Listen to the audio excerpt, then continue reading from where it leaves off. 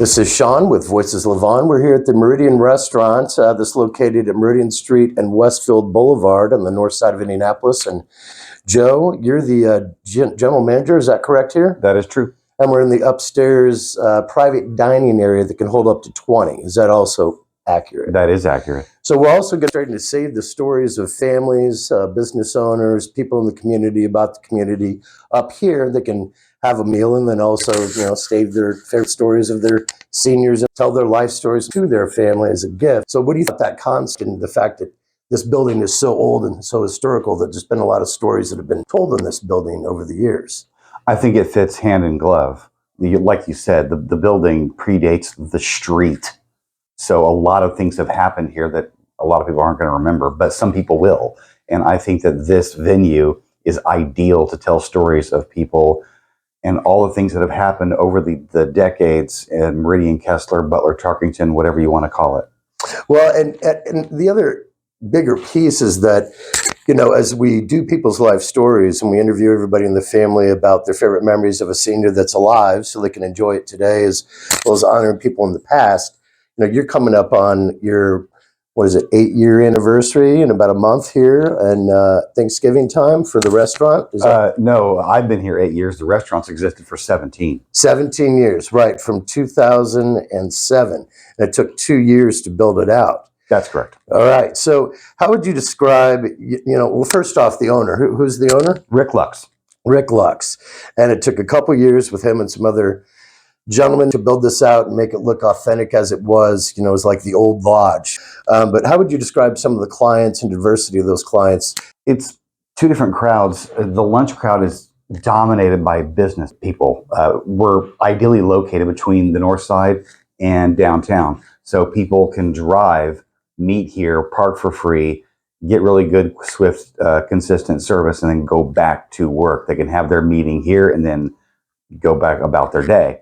And then dinner time is people from the neighborhood who just want dinner, people from who knows what part of town they're from. It's a birthday, anniversary celebration spot.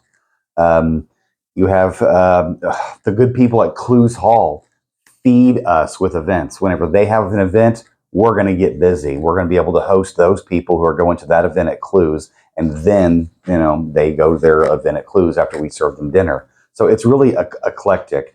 Obviously, we have a strong, regular crowd of people in the neighborhood. The neighborhood definitely makes sure that we exist.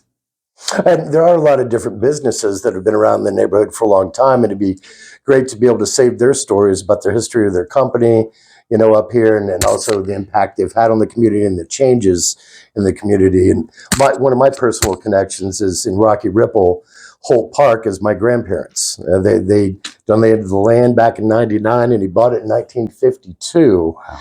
Mabel and Ed Holt. If you ever go in the shelter house, you could see their faces on a bronze image in there. But what would you describe the food? Just give us some highlights of some of the food and just what people can expect as far as diversity on the menu.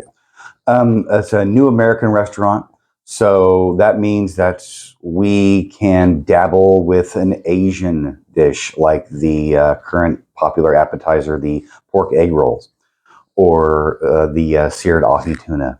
Offer things that are familiar but kind of push the envelope a little bit. The pork shank, a obscenely large entree that really should be shared by multiple people. But it's comfort food. It's fall now. This is our time of year. The summer menu's fabulous. Don't get me wrong. We had the clams arrabbiata, very popular dish. But we are a fall-winter restaurant, and so we're going to keep it hearty and cozy.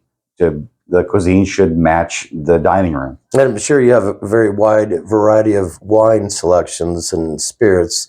True. Or do you have any particular brands that you showcase more than others? I mean, not that we showcase, we kind of follow what our guests typically want. And these people love Sancerre like it was their job. So I have to make sure I always have a Sancerre. I don't care who makes it, but you need to have one, or else the people are going to do the torches and pitchfork routine. Also, they like to consume a lot of California cabs. And over the last few years, I've been trying to expand their horizons a little bit by carrying California cabs, but making them elite and very expensive, and then bringing on a bunch of stuff from France and Italy and Spain that's less expensive, that's maybe something they didn't know they were going to like. Like, for instance, we've been running a Gamay. It's from Beaujolais in Burgundy. And it was a gamble. It's inexpensive. It's not that, it's pretty cheap and affordable. And it turns out the people love it because we sell it all the time. So what would you say are some stories, just about the history of the building, how it started out, maybe, do you know exact year that it was built, and just kind of what's the progression that you're familiar with? I don't know the exact year, but a general date for the actual house being built for Alice and Paul Carter was in the 1880s. To my knowledge, we had already developed wood siding by then, but they wanted the log cabin look. And as I said earlier, it does predate the street.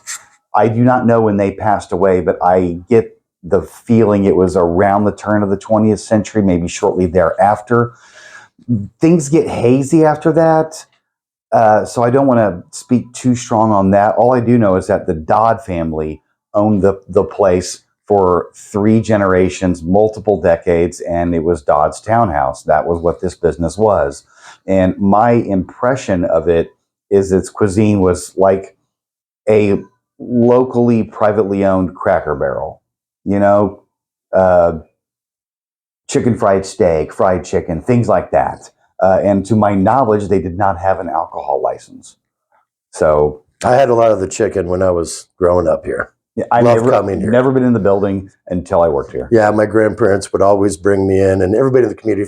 I went to Riviera. And, Sure. I got my Eagle at Immaculate Heart, and over the past couple of years, we actually were able to save about 100 families' favorite memories of St. Joan of Arc for their 100-year anniversary, as well as a lot of history in Rocky Ripple. So if you were going to tell people, what they could expect as far as their dining experience when they come in here, how would you describe that? Cozy, familial, not pretentious, but we do offer elite cuisine and beverage and service. So Okay. you're going to get the good stuff, but we're not going to wear white gloves, and you don't need to wear a suit. And what's your background? What's a little bit of your history as far as your family and? Yeah. Well, I mean, apparently when Mom and Dad took me home from the hospital in 1978, it was to a house that's about 3 doors down from 30th and Georgetown. So naturally, I sit at turn 4 every year, as is my place. I grew up in Whiteland for the most part. Traveled around a little bit in my teenage and early 20s, and moved back to Indianapolis when I was 22, I want to say.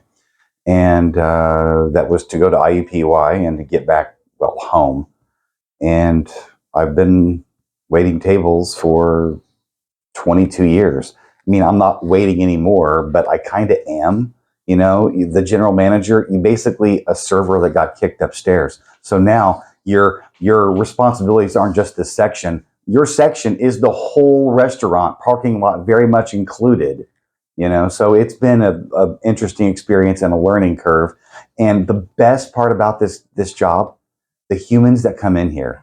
I mean, I've never heard so many guests use my first name so often on a daily basis. It's like a second home, and I get paid to be here. Is there anything you'd like to say to Rick as far as Thank you. Your employer, right? And then anything else out to the guests that come in? Anything to them? Come as you are. A question I get a lot is, "Oh, do you have a dress code?" No, wear clothes. If it's a hot summer day and you got flip flops and a tank top on, I'm going to serve you. So come as you are. Be yourself. And what's one of your favorite items here? Right now, the duck breast. That's fabulous. Probably just because I like duck, and also the sauce, a honey chili glaze, so a little sweet, little heat at the same time. That's wonderful. The lamb stroganoff is knocking it out of the park. Man, the pork shank is obscene. That's wonderful as well. 2 pounds of protein. Seriously. Wow. Well, listen, Joe, I really appreciate your time. I think that this is going to be a beautiful place to save people's and families' stories, business histories. I think there's also an angle of being able to utilize the catering and possibly people, at their home being able to still have the Meridian experience and be able to save some stories. But Chef Allen has done that on occasion, not very often, but it has happened. That's beautiful. All right. Well, I thank you for your time. And this is going to be at savingstoriesmeridian.com. And, I love your spot. We're going to get some other shots of the place. But Joe, appreciate your time. I look forward to the road ahead. Thank you. You got it.